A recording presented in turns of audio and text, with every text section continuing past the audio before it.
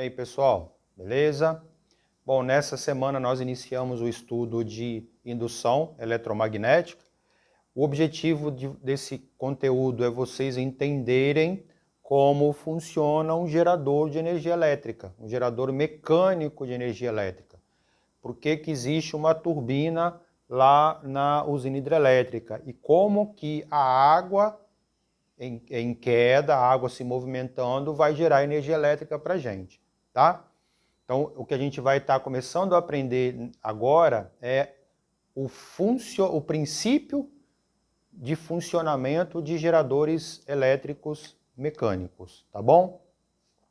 Eu vou começar com a lei de Faraday, né? Faraday é Michael Faraday, foi, né? Porque ele já morreu. Ele fez uma comprovação contrária à de Ørsted. Lembra? Ørsted conseguiu comprovar que a corrente elétrica gerava campo magnético. Através de uma corrente elétrica, eu conseguiria gerar um campo magnético. Faraday fez o contrário. Ele conseguiu comprovar que através de um campo magnético era possível gerar a corrente elétrica. Ele fez o caminho inverso, vamos pensar assim. Enquanto Ørsted falou que de corrente eu gero campo, o Faraday falou de campo eu consigo gerar corrente, né? Mas não é o campo em si, e sim a variação desse campo no decorrer do tempo. Então, para eu poder chegar lá, eu preciso antes fazer uma definição, que é a definição do fluxo magnético, que a gente representa pela letra Φ, o zero cortado, tá bom?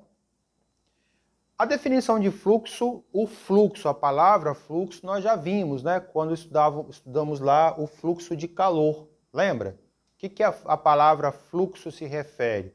A quantidade que está passando no decorrer do tempo, não é isso? Fluxo de pessoas numa rua, o número de pessoas que passam naquela rua num determinado intervalo de tempo.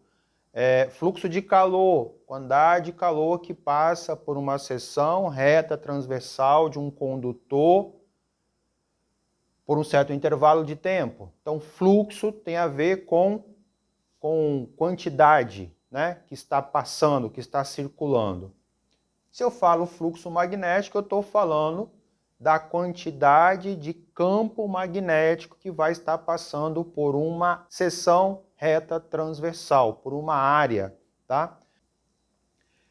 Faraday, ele percebeu que era possível sim gerar corrente elétrica através de um campo magnético, fazendo com que esse fluxo magnético alterasse na área de uma espira ou de um solenoide, né? E por isso que eu coloquei esse desenho aqui embaixo.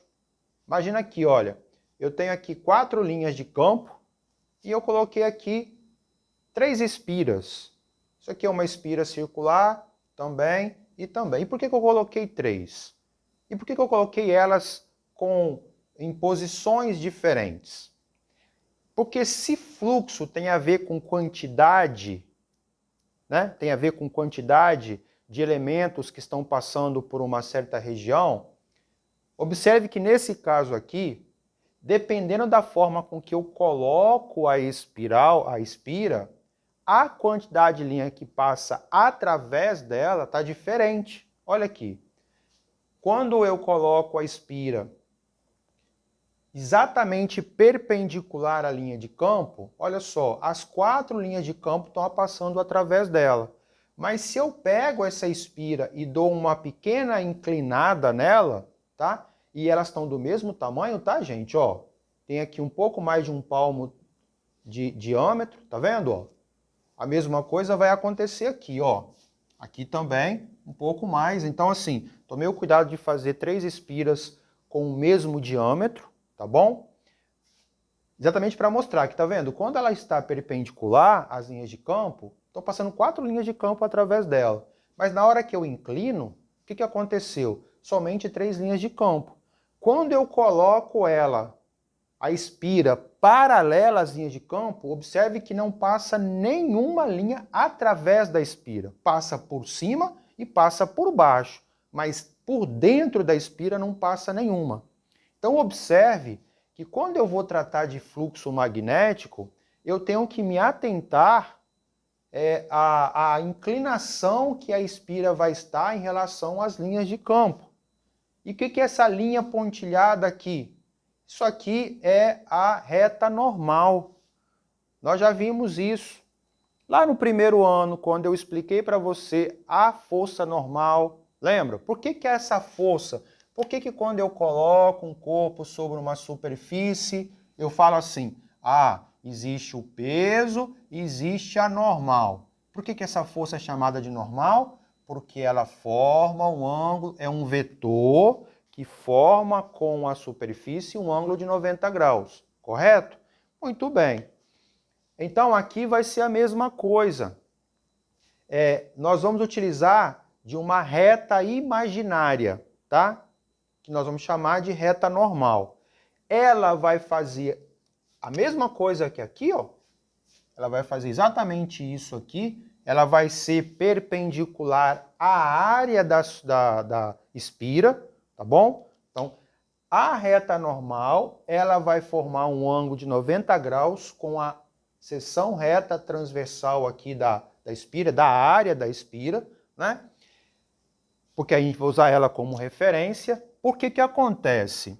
Olha só, se a área da espira está aqui, imagina que a palma da minha mão é a área da espira, e aqui está a reta normal. Se eu inclino, olha como que a reta normal acompanha, tá vendo? Ó, à medida que eu vou inclinando a minha mão, a reta normal também acompanha essa inclinação, né? E a vantagem também é porque quando eu faço essa inclinação, eu consigo enxergar, eu consigo visualizar o ângulo que a área transversal, a área reta transversal dessa espira está fazendo com a direção da linha de campo, percebem? Ó, aqui o ângulo é 0, né? Porque a linha de campo está aqui, eu peguei a espira, coloquei ela aqui. Olha lá, o ângulo formado entre a linha de campo e a reta, a linha de campo e a reta normal é 0. Mas aqui já existe um ângulo, né? E aqui, 90 graus.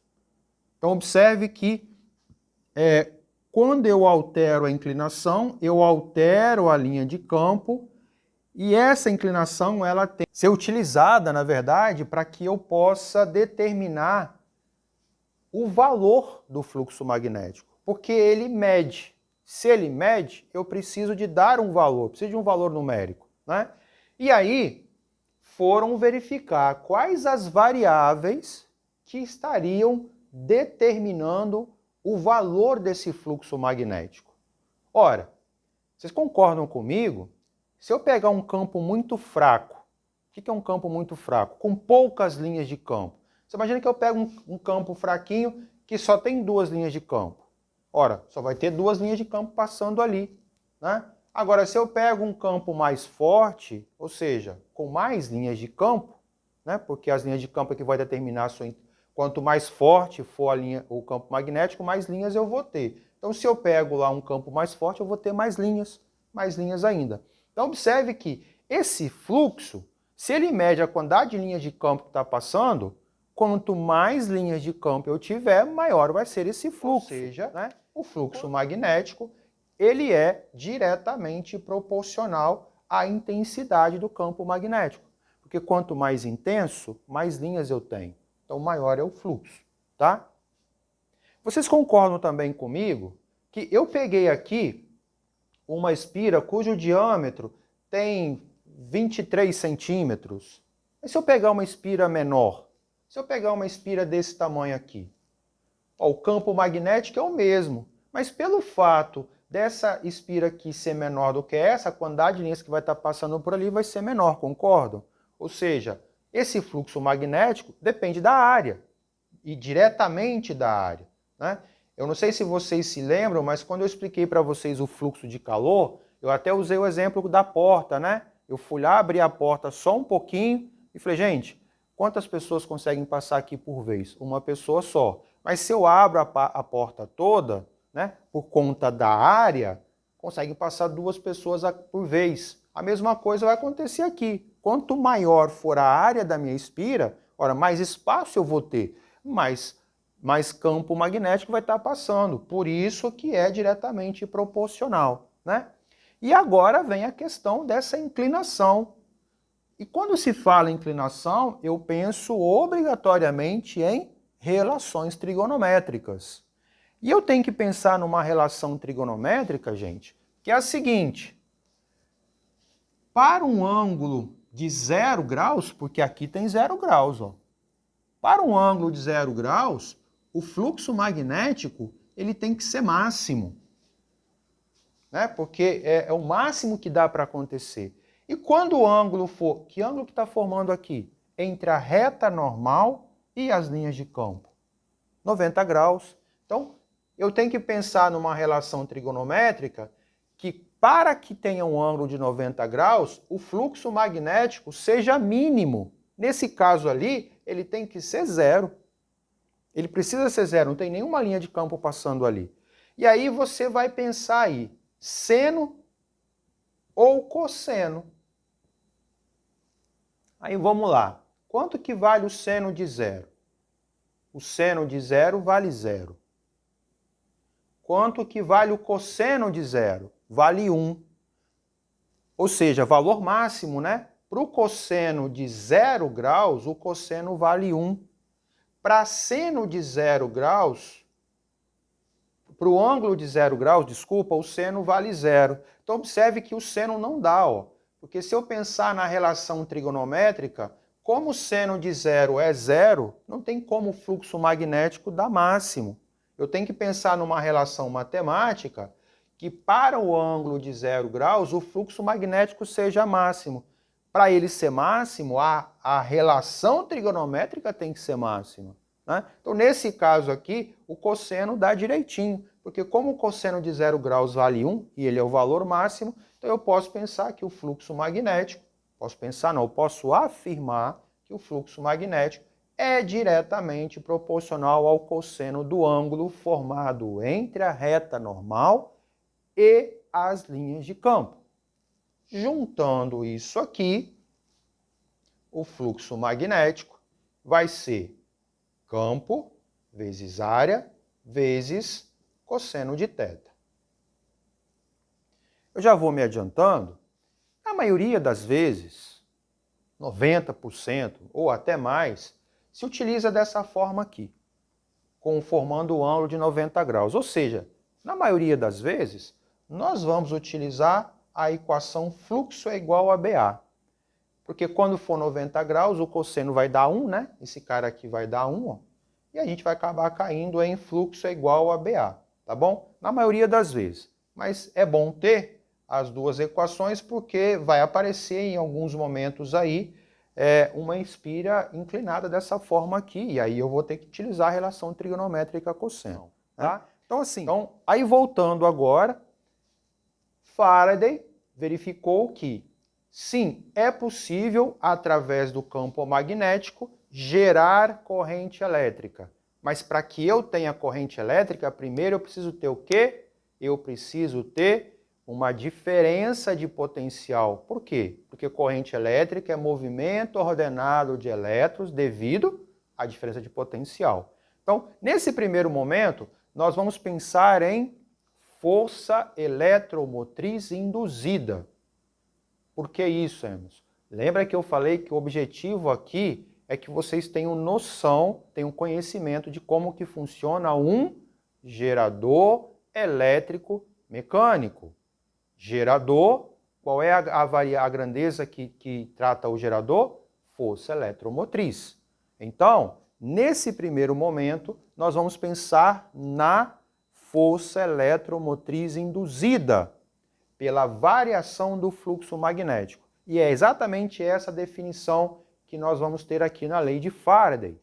E aí, então, a lei de Faraday ela fala o seguinte: quando você fizer uma variação do fluxo magnético dentro de uma espira ou solenoide por um certo intervalo de tempo, essa variação do fluxo irá gerar uma FEM induzida, uma força eletromotriz induzida. Deixei aqui embaixo, porque eu esqueci de falar sobre a unidade, né? Olha só, fluxo magnético, vou pensar aqui, porque aqui o cosseno é um valor adimensional, né? Você tem só o número, 0,1, 0,2, não tem unidade, então vamos pensar só aqui. O campo magnético, ele é dado em Tesla. E a área, pelo Sistema Internacional de Unidades, é dado em metros quadrados. Então, a unidade do fluxo magnético seria Tesla vezes metro quadrado, se o Sistema Internacional de Unidades não tivesse resolvido homenagear um físico que deu uma grande contribuição para a física, principalmente nessa parte aqui, cujo sobrenome era Weber. Então, pelo Sistema Internacional de Unidades, o fluxo magnético não será Tesla vezes metro quadrado. Pode aparecer? Pode aparecer. Mas o Sistema Internacional de Unidades orienta a utilizar a unidade Weber, em homenagem a ele, tá? W maiúsculo, porque é nome próprio, né? E o Bzinho lá de Weber. Então, eu vou ter assim, eu vou fazer o cálculo, eu vou achar lá um fluxo magnético de 20 Weber. Ou 20 Tesla metro quadrado. Pode aparecer? Vai ter exercício em que vai estar dessa forma? Sim, vai ter. Mas nós damos preferência à unidade no sistema internacional, tá? Que é o Weber, ok? Bom, então o fluxo, a força eletromotriz induzida, basicamente é isso. É o valor da voltagem, né? Porque Fem tem a ver com a voltagem, não é isso? É o valor da voltagem que eu vou ter numa espira ou num solenoide quando eu variar o fluxo do campo magnético no decorrer do tempo. Qual é a unidade? Qual é a unidade da força eletromotriz induzida? Volts. Eu não posso alterar a unidade só porque eu estou trabalhando com campo magnético, tá bom? Então, nessa primeira semana, nós vamos ficar apenas com essas duas definições. A de fluxo magnético e a de força eletromotriz induzida. Toda vez que você alterar o fluxo magnético dentro de uma espira, haverá uma indução de uma força eletromotriz e, consequentemente, eu vou ter uma corrente elétrica circulando. Na próxima semana, eu vou falar com vocês sobre o sentido da corrente. Qual é o sentido da corrente? Se vai ser sentido horário ou anti-horário.